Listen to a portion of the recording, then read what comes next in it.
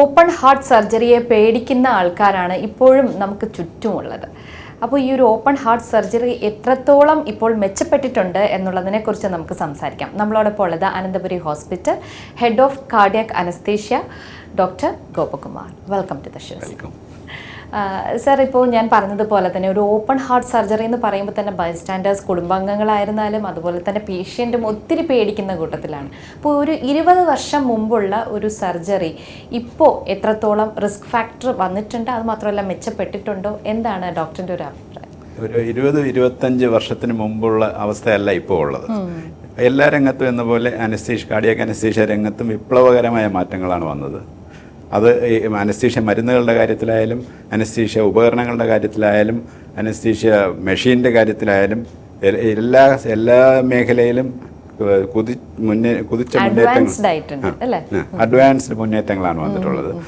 അത് പേഷ്യൻറ്റിൻ്റെ കെയറിൽ നല്ലതായിട്ട് റിഫ്ലക്റ്റ് ചെയ്യും. കാരണം പേഷ്യൻറ്റിനെ ഇപ്പം എന്ന് പറഞ്ഞാൽ നമ്മൾ മറ്റേ പേഷ്യൻറ്റിനെ കണ്ടു തുടങ്ങുന്നത് തൊട്ട് ഓപ്പറേഷൻ മുമ്പ് അതിനെ ഓപ്റ്റിമൈസ് ചെയ്യുക. പേഷ്യൻറ്റിന് വൃക്കരോഗങ്ങൾ കാണും, ഡയബറ്റീസോ പ്രഷറോ എന്തൊക്കെയുണ്ടോ അതൊക്കെ അതൊക്കെ അസസ് ചെയ്തിട്ട് അതിനെല്ലാം ഓപ്റ്റിമൈസ് ചെയ്തിട്ടാണ് നമ്മളൊരു സർജറിയിലോട്ട് കൊണ്ടുപോകുന്നത്.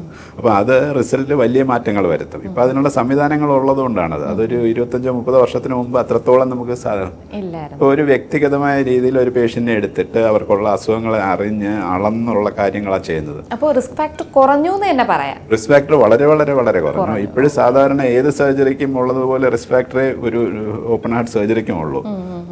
അൺലെസ് അതൊരു കോംപ്ലിക്കേറ്റഡ് പ്രൊസീജിയർ അല്ലെങ്കിൽ.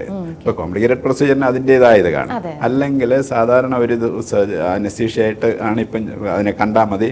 എല്ലാ രീതിയിലും വളരെ പ്ലസൻ്റായിട്ട് കടന്നു പോകാവുന്ന ഒരു അവസ്ഥയാണ് കാർഡിയാക് അനസ്തീഷ്യ.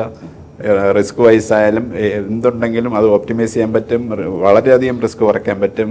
അത് ഓപ്പറേഷൻ്റെ സമയത്തായാലും തുടർന്നുള്ള ICU വാസത്തിലായാലും എല്ലാ സ്ഥലത്തും അത് നല്ലതായി പ്രതിഫലിക്കും. ഓക്കെ, പേഷ്യൻ്റ് ഒരുപാട് പേടിക്കുന്ന ഒരു കാര്യം തന്നെയാണ് ഈ ഒരു അനസ്തേഷ്യ കൊടുക്കുന്നു. അനസ്തേഷ്യ ഇഞ്ചക്ഷൻ എന്ന് പറയുമ്പോൾ തന്നെ എല്ലാവർക്കും ഭയങ്കര ഭയമാണ്. അപ്പോൾ എന്തായിരിക്കും ഡോക്ടറിന് അതിനെക്കുറിച്ച് അങ്ങനെ ഒരു ഭയക്കേണ്ട കാര്യം ഉണ്ടോ? എൻ്റെ അഭിപ്രായത്തിൽ ഞാൻ ഒരു രോഗി തുറന്നു ചോദിക്കുമ്പോൾ ഞാൻ ആദ്യം പറയുന്നത് ഇത് കഴിയുമ്പോൾ ഇനിയും ഇതുപോലെ വേണമെന്ന് പറയരുതെന്നാണ്. കാരണം അത്രയ്ക്ക് പ്ലസൻ്റ് ആയിട്ടുള്ള മരുന്നുകളും ടെക്നിക്കുകളും ഇന്ന് അവൈലബിൾ ആണ്.